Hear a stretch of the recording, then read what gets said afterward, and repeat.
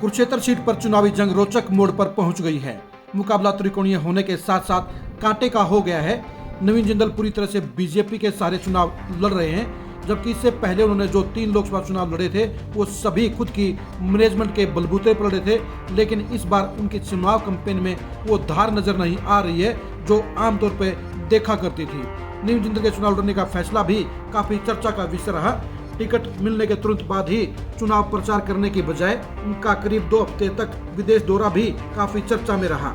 नरेंद्र मोदी द्वारा 2014 में उन पर कोयला चोरी के गंभीर आरोप लगाए गए थे, उनके खिलाफ मामला भी चल रहा है। नवीन जिंदल ने अपने भाषणों में खुद को पाक साफ बताया है। नवीन जिंदल अपने चुनाव प्रचार में फील्ड में कम दिखाई दिए हैं। इस बार उनके साथ में पुराने साथी नजर नहीं आते हैं और बीजेपी के चुनावी नेताओं के भी भीड़ उनके साथ कम नजर आती है। वहीं आम आदमी पार्टी के प्रत्याशी सुशील गुप्ता जब मैदान में उतरे थे तो उसमें उनके सामने ना तो बीजेपी का कैंडिडेट था और न ही इनेलो ने घोषणा की थी। वो लगभग 3 सप्ताह तक अकेले ही चुनावी दंगल में परचम फहराते रहे, प्रचार करते रहे। तब ऐसा लग रहा था कि कुरुक्षेत्र लोकसभा में टक्कर सिर्फ बीजेपी और इंडिया गठबंधन के उम्मीदवारों के बीच होगी। जब इनेलो ने अभय सिंह चौटाला को कुरुक्षेत्र से अपने उम्मीदवार के तौर पर चुनाव लड़ाने की घोषणा की, तब अभय सिंह चौटाला काफी पीछे थे। अभय सिंह चौटाला के सामने यह सबसे बड़ी चुनौती थी कि वो अपने आप को इस कवर कैसे करें, अपने चुनाव को बढ़िया तरीके से मैनेज कैसे करें।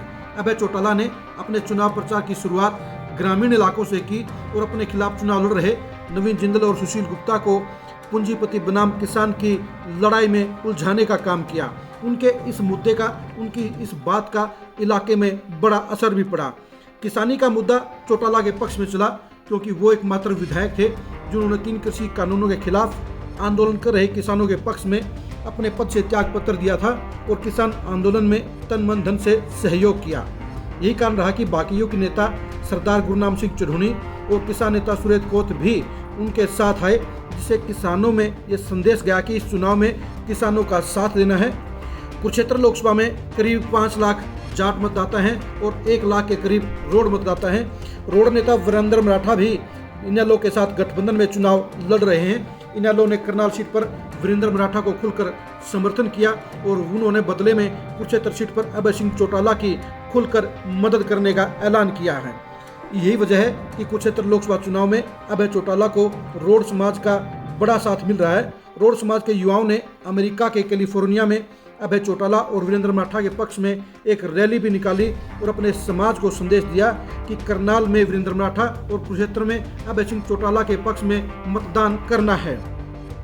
दलित वोटों के मामले में भी अब अभय सिंह चौटाला के साथ में लगातार लोग जुड़ रहे हैं। दलित नेत्री कांता लड़िया के साथ साथ डॉक्टर भीमराव अम्बेडकर के पोते ने भी अभय सिंह चौटाला के पक्ष में वोट देने का आह्वान किया है। अभय चौटाला को वाल्मीकि समुदाय का सबसे ज्यादा समर्थन मिल रहा है और इसकी वजह यही है कि इनेलो ही एकमात्र ऐसी पार्टी है जिसने अंबाला और सिरसा दोनों सीटों पर वाल्मीकि प्रत्याशी उतारने का काम किया है। नवीन जिंदल ने अपने चुनावी ग्राफ को उठाने के लिए जहां प्रधानमंत्री मोदी की अंबाला की रैली में शिरकत की, वहीं पर उन्होंने बागेश्वर धाम के धीरेन्द्र शास्त्री महाराज को भी कुरुक्षेत्र में बुलाकर अपना प्रचार बढ़ाने का काम किया, समर्थन हासिल करने का प्रयास किया।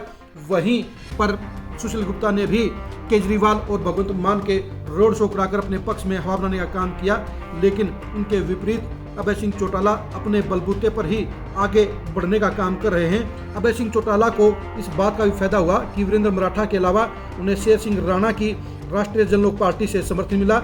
इसके साथ वाल्मीकि समाज ने भी उन्हें समर्थन देने का ऐलान किया। वहीं गुर्जर समाज की सर्वहित पार्टी ने भी अभय सिंह चौटाला को समर्थन देने का ऐलान किया।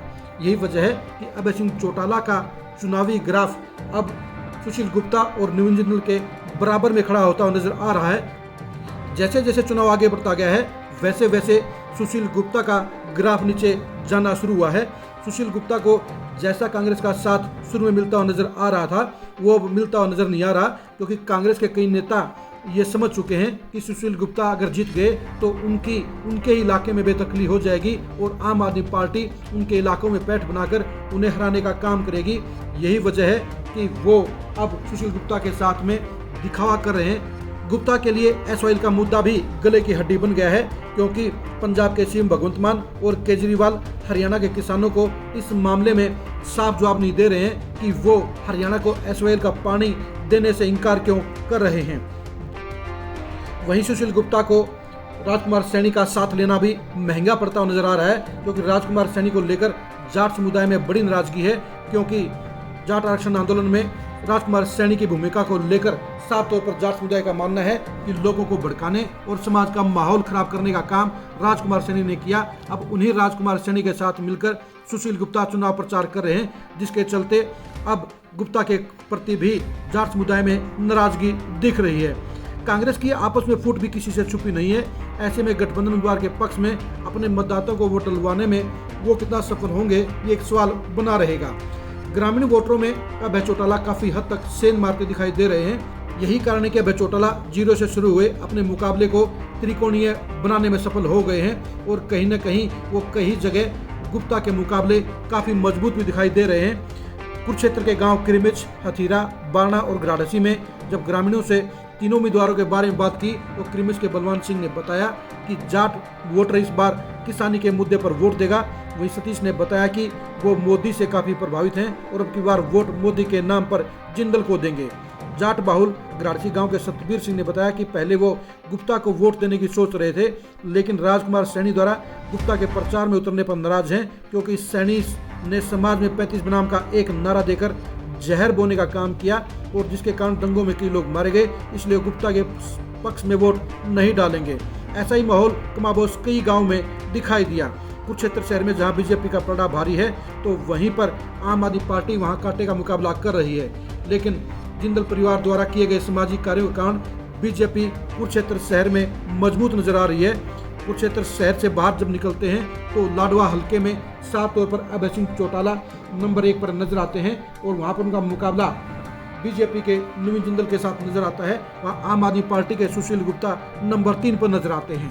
पेहवा और शाहबाद हल्कों में चटोनी का साथ मिलने के बाद अभय सिंह चौटाला को बड़ा फायदा हुआ है, और यही वजह है कि अब अभय चौटाला अपने प्रचार के अंतिम 2 दिनों में 2 रोड शो के जरिए अपने पक्ष में माहौल बनाने का प्रयास करेंगे। अब देखने की बात यह है कि इस चुनाव में राष्ट्रीय मुद्दे बनाम किसानी के मुद्दे में कौन सा मुद्दा लोगों द्वारा ज्यादा पसंद किया जाएगा, और उसके हिसाब से ही कुरुक्षेत्र सीट का परिणाम निकलेगा।